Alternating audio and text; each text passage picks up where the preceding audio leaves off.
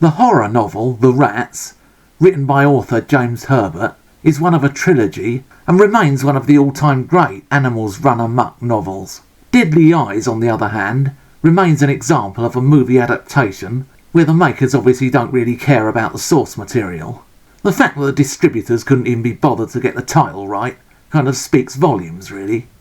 The movie starts with a lecture about rats and tells us of their destructive nature.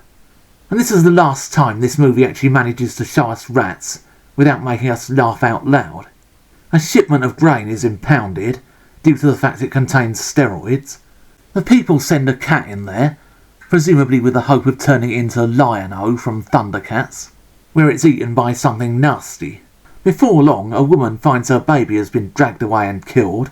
An old man meets his doom in the snow, and then we see the rats themselves, and their dogs in furry costumes.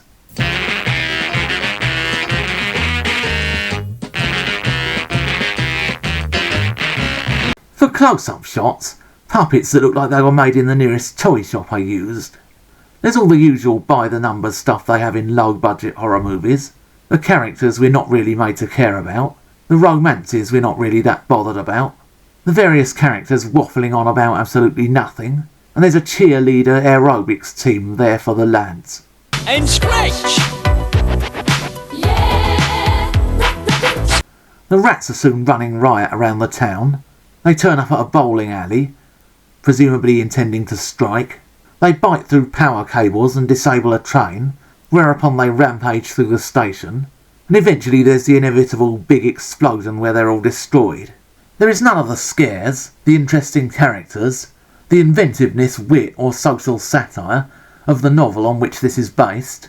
In fact, this movie more than anything brings to mind the 50s shock horror Killer Shrews, and quite honestly it has the same main problem. The monsters are impossible to take seriously. Bye, rat fans! I don't know how many times I have to tell you, Kevin, rats are wonderful.